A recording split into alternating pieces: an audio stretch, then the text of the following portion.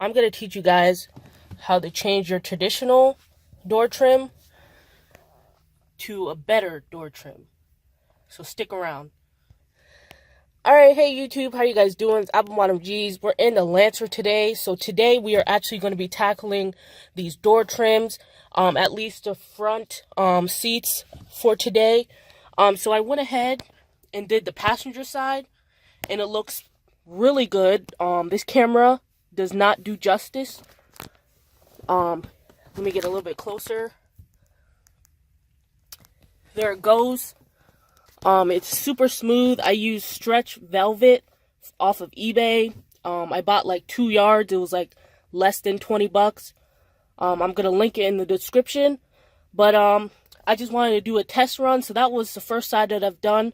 So now I'm going to go ahead and do the driver's side, which is just a traditional black. And it's kind of boring and, you know, it's pretty old. So, I mean, there's no like scuffs or anything. I just want to change it just for appearance wise, because the blue does look a lot better. And, you know, my colors are green and blue. So I'm going to go ahead and show you guys what you have to do. And, yeah, I guess this will be a little install video. So we're back. I took off the door trim. And, guys, this video, I'm not going to explain how to do that, because there's so many videos on YouTube how to take off your door, your auto door. So just go ahead, plug it in, you know, Mitsubishi Lancer, whatever year you have, and it will come up with a video. The only thing is that for the the driver side, sorry, you're gonna have to take out those little buttons, which is like, you know, down there. So that's what I had to do. But after you get that, you want to take this, bring it to an area where, you know, you're gonna have to take out a whole bunch of these screws. So I've already been taking out a couple, well, more than a couple.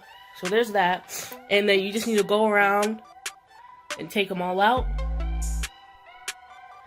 You see the little holes that I've been taking them out on. So I'm just going to go ahead and finish that, and then we'll go on to the next step. Alright, so once you take out all the screws, you can just go ahead and lift it up. And it comes from under that little black thing. So just pull that way.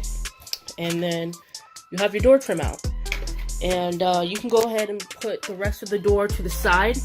If you wanted to, on the 2009 Mitsubishi Lancer, for some reason the door, you know, this silver trim, you can't just pop it out. You have to take off this whole door.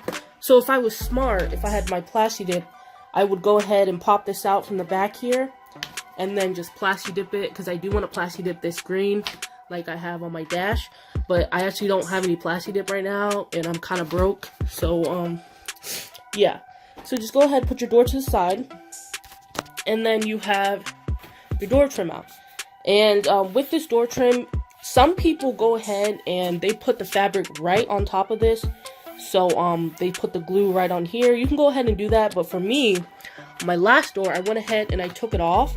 And you can actually save these, and they will stay to the shape of the door, and you can go ahead and reuse them if you just don't tear it. So I have these here. I don't know if I'm gonna reuse them, but maybe if I sell the car or something, I can give them to the new owner. But so what you want to do is kind of just start from one corner and peel all the way back, and just try not to rip it. And you know, the white part is gonna be exposed, and that's when we're gonna put the new door trim on. So I'm just gonna go ahead and do that. Same trim that you had, keep that so you can cut out a mold. And go ahead and lay your fabric down on a table or something like that. I'm just going to be using this bed. And, yeah. Okay, so I have my fabric laid down. And then I have my old door trim on top to use it kind of like a template or something. So, I don't really have, like, a fabric cutter. Or I don't want to go to the store and cut it professionally. You don't really need to. It just needs to be a rough cut. And, you know, I say that because you're not going to see any of the edges, because this is where the edges will be. And, you know, you guys will just see later that this part doesn't show anyway. It's just like this part that shows. So, you can go ahead and do a rough cut. So, I just have scissors, like just these plain old scissors. They're not even fabric scissors. And, you know, they work fine.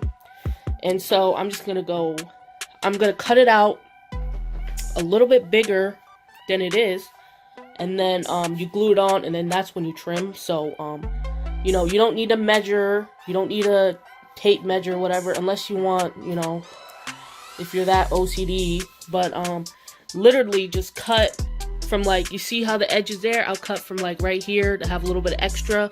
So I'll cut right there, go up. The template's right here. I'll probably cut right here, go up all the way down, and then you know, maybe cut something right here because you don't need all that. And yeah, that's it. So just go cut out your template however way you want.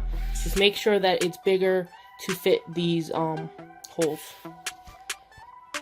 Okay guys, so I just got done cutting it out, you know, like a rough cut, whatever. I literally use scissors, so you're gonna see all my crappy edges and stuff, especially there. So once you have that out, you are about ready to start, you know, gluing and stuff. Move this, and then you're left with kind of like a big square. I don't know, but go ahead and get your, you know, your trim, your door trim thingy, and you want to prop it up on something, so like a box or whatever, and then you're ready to start gluing. Okay, so the glue that I'm using is this Elmer's Craft Bond. Sorry, my camera won't focus, but this is not the best stuff that you can use, but this is what I had, and I used it on the first door, and it works pretty good. So you know, that's what I'm gonna be using. So for this, you just want to make sure you shake it and just apply it generously. Alright, so after you spray it, you want to go ahead and lay your fabric on it. And I'm doing this with one hand, so you're not going to be able to see me lay it. But you know, it's self-explanatory. Just lay it on it and get all the air bubbles out. Alright, and just a little tip, you will have to make a little slit right here where the armrest meets, and then it kind of goes down, and you just kind of make a little one like that, and you know, it won't show. Okay, so I got all the rest of the air bubbles out, so I got it exactly how I want it, and now all you have to do is go ahead and trim it up a little bit. And let me like show you guys what to do. So you don't need to trim it to where it's above the holes unless you want to, but I never do. I'm just gonna trim it, like, you see how this overhangs, just trim it to where this here. So yeah, you guys are done trimming. Let me just show you what I did. So I just did it to where the screws would go in, just like that. And then you want to go ahead and get your door panel back, and you want to put this back onto your door panel, because now you're officially done with everything, and have a little air bubble there, but that's fine. So like I said before, it kind of lays under this, so just slide it back under that, like what I did right there. Slide it back under there, and then it will just lay back down, and then you'll be ready to start screwing it back in. Got done finishing screwing in the screws, and now the whole door panel is finished. And from here, you just go ahead and rinse and repeat. You just go ahead and put your door panel back on the door, and that's it.